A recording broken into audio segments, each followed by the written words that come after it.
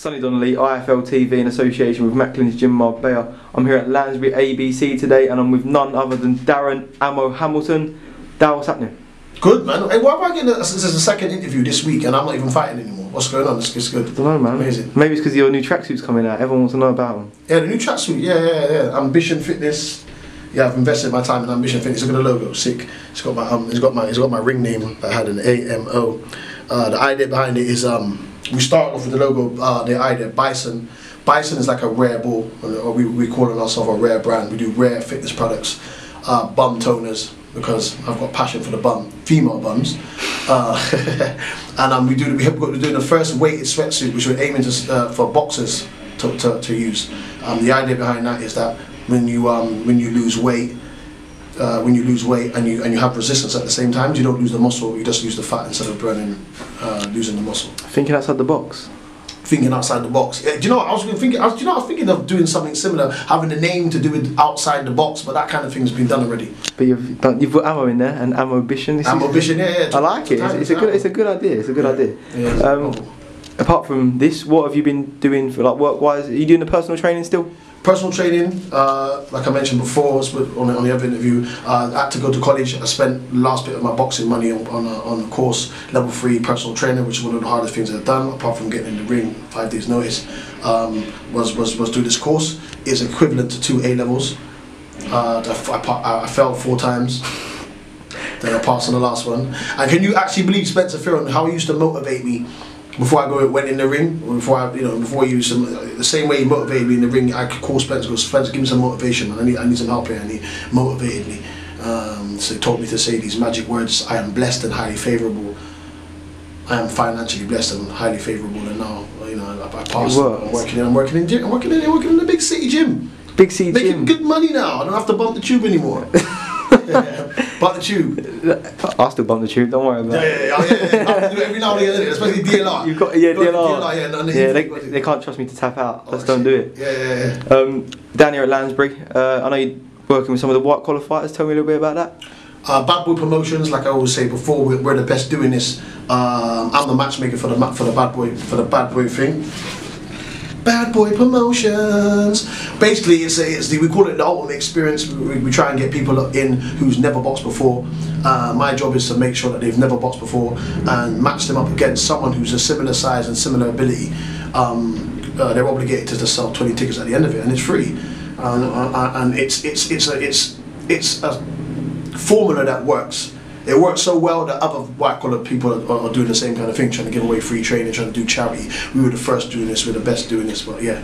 And if people did want to join in, where would they have to come and tell me a little bit about it? You can contact either Chrissy Moore on her number. Or Facebook. Or Facebook. We have got a Facebook page, innit? We've got Bad Boy Facebook page. Go and hit us up on the Facebook page, or you can call me directly. My number is 075 34 97 6989. That's 075 34. That's like an advert, innit? That's good, innit? 075 34 97 6989. Yeah. So yeah, holler at me. You're gonna get some prank calls now, I tell you. I know. Some fucking listen, bitches. Don't. Don't You're gonna have people name dropping. Oh yeah, I've got Darren's number. Yeah. People do that shit. Yeah, they do. They've got nothing better to do. Obviously, your British title that you lost to Coach Woodast a few years ago is now in the hands of Tyrone Nurse. Yeah. What did you make of his fight with Jenkins? Was it?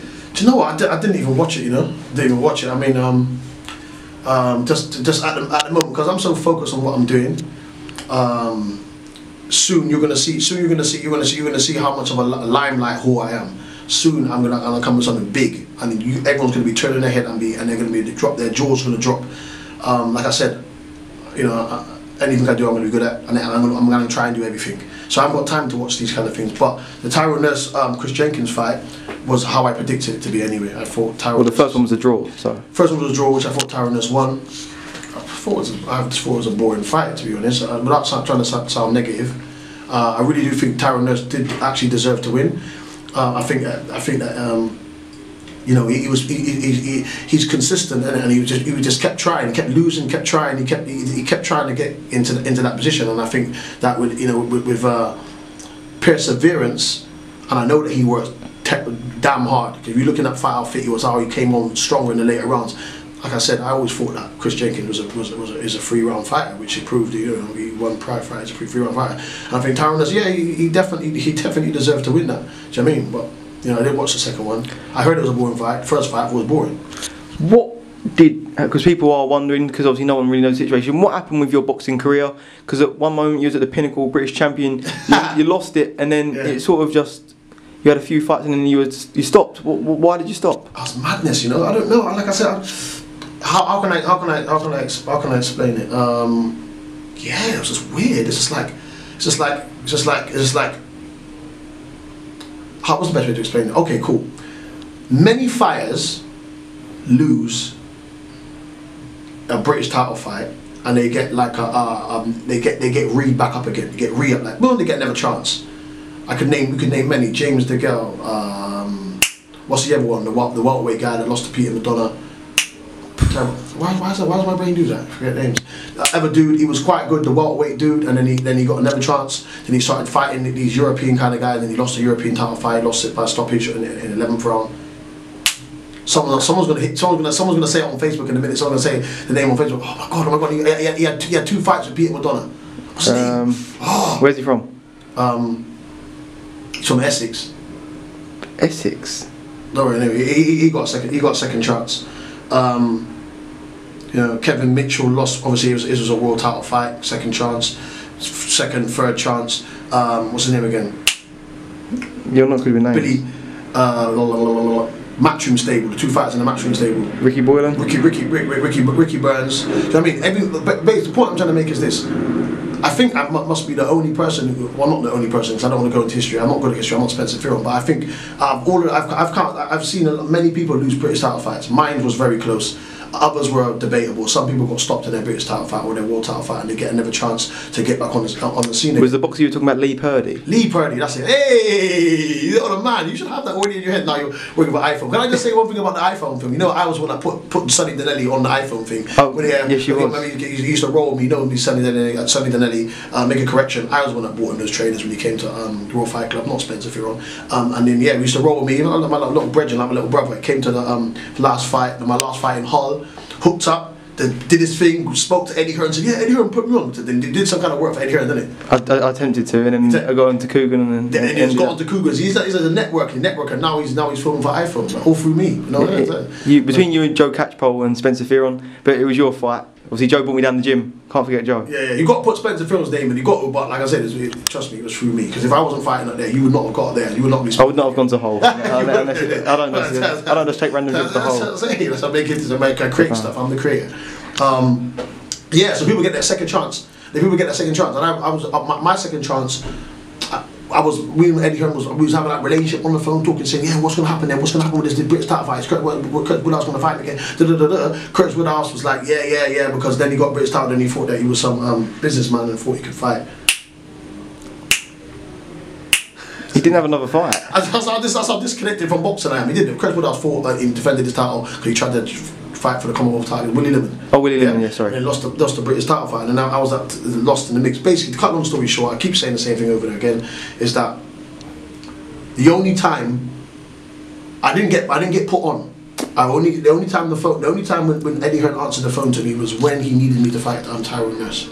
Yeah, and I was all up for it. And obviously I was working with Barry Smith at the time, who obviously was the first time we working with him, and he said, listen, if you want to do this thing properly, we need to have a warm-up fight first. And obviously the deal was this, that if Tyrone Nurse beat Dave Ryan, then obviously Tyrone Nurse was going to fight me next, and it was going to be a British title eliminator, and I was going to be for the Commonwealth title. But I just think that everyone's view of how they put it this way. The way I view things, and the way I view boxing is a lot different than a lot of people view it. And I honestly believe that I'm a connoisseur. This is the reason why I created an effective style. That style, you're not going to understand it if you're not a connoisseur. And I feel that Eddie Hearn's not a connoisseur. Eddie Hearn just looks at the flashiness. This was why I couldn't get on. The only reason I got on Matchrooms because I could rap. That's the truth. Yeah, they didn't like my style, but it's effective. And I tell people that when I fight, before I go in the ring, I'm ugly. Before I leave the ring, the same ugliness as I go in as I come out, because I worked out style how to not get beaten up. And I honestly believe I could turn over any lightweight in the country, in the world. And that's why I was not given the opportunity to fight European level or to fight world level like these other fighters have been done once they've lost their fights. Does that make sense? And do you think it's the same sort of situation with your old campmate Larry Ekandeo, that no one wants to fight him? Oh yeah, 100%. He's gonna be blocked. He's gonna be blocked. I mean, a lot of people are gonna want. It's gonna be who needs him club. Who's gonna want to fight Larry Ekandeo? That man's got more skill in his left toe than a lot of fighters out there. But these other fighters will go a lot further than Larry because of that same reason. Yeah, so back to what I was saying, no disrespect.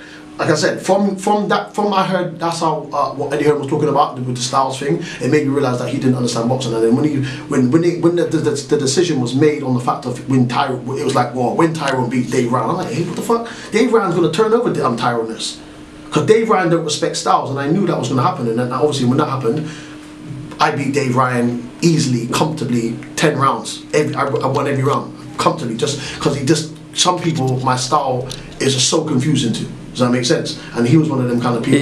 It's awkward. Awkward, yeah. So if you're an upright boxer, you're going to have the worst night of your life. And obviously, when Dave Ryan got the title, again, the phone, this was very irritating. Johnny Wish would only call my phone when someone didn't want to fight. And then again, they called my phone again. 10 days notice. 10 days notice. I said, against who? I said, this is a sign from God. I'm only going to get it on short notice. So I said, yeah, I'll do it then. Yeah, come on. And I got a phone call from Barry and Harry this time, because this time I was working with both of them, and I said, yeah, come, let's do this. Let's starve myself, put on one of my sweatsuits. Remember, get one of my sweatsuits, they're sick, they work. Started running in my sweatsuit, trying to lose the weight, going, yeah, I'm gonna turn over, man, I'm gonna get back in, I'm gonna get back on this thing again. This is how I'm gonna go out. And then I got back to the gym, and Barry just said, listen, Dave Ryan don't want to fight you with 10 days notice. He'd rather fight John Wayne Hibbert with 13 weeks notice.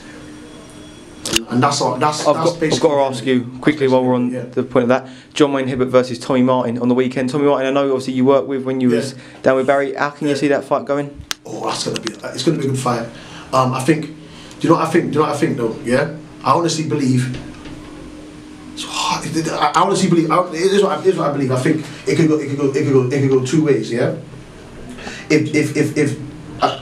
If Tommy Martin makes John Wayne Hibbert fight every minute and second of the round, I reckon it's going to be Tommy Martin's fight. Yeah. If a different John Wayne Hibbert turns up from the last weight, because I just think the weight's hard for him, John Wayne Hibbert. I don't know if it's because of the weight, because the last time he fought Dave Ryan, he started really fast, didn't he? Yeah? He started fast for the first 4 rounds and he went flat. Dave Ryan is a fitness freak and got fitter every round, and that's obviously how he lost the fight. Didn't do as much work, and he was very flat, and I don't know what was going on in the training camp. I mean, if that John Wayne Hibbert turns up, I've money's on Tommy. If Tommy allows John Wayne Hibbert, if he does that thing and makes John Wayne Hibbert tee off, John Wayne Hibbert's very good at teeing off and moving off to the side. And if he allows John Wayne Hibbert to take his breaks, he's a very intelligent fighter. He's moving around, he likes to take his break. He doesn't like to fight 3 minutes of the round. If he allows him to do that, tee off on him and take his break when he wants to, then it's John Wayne Hibbert's fight. And that's the best way to sit on the fence. It's true. That's it. And I'm not even sitting on the fence, because I'm telling you, there isn't a winner. I can't think of one. And that's how you balance it out. And that's what makes 50-50 fights. It's a good fight. It's going to be a good fight. And the best place to watch good fights like that is at home. Just got Sky back on. I'm going to sit at home with some popcorn. And my son, who's like a master knowledge in boxing as well. We're both going to sit down and we're going to. But my son's biased. He goes, no, Tommy, because he loves Tommy. So. He's gonna chew your ear off the whole fight. He's gonna chew my hair off the whole fight. But yeah, obviously I want Tommy to win. Now Tommy's my boy. Do you know? Come on. There's no disrespect to. John Wayne Hibbert, but Tommy's my boy, and I want Tommy to prosper. Do you know what I mean? I really do want. But listen, I've never seen a kid in boxing who's so genuine. Do you know what I mean? He's so genuine and so kind-hearted. Do you know what I mean? So yeah, it'd be an amazing accomplishment for Tommy to win that title, and I'll probably shed a tear for him. I'm quite emotional because I cried at the end of Titanic. I cried at the end of Set It Off. That's the ghetto side of me coming out. You know, if you watch Set It Off. I've never seen it. Ghetto film. Lesbians. No, never seen it. Bad boy film, and enough people are going to talk about that. Set Off, yeah, that made me cry. I'll watch it when I get in. Yeah, and I cried when certain EastEnders characters died, but I'm not going to tell which ones. But yeah, it'd be emotional.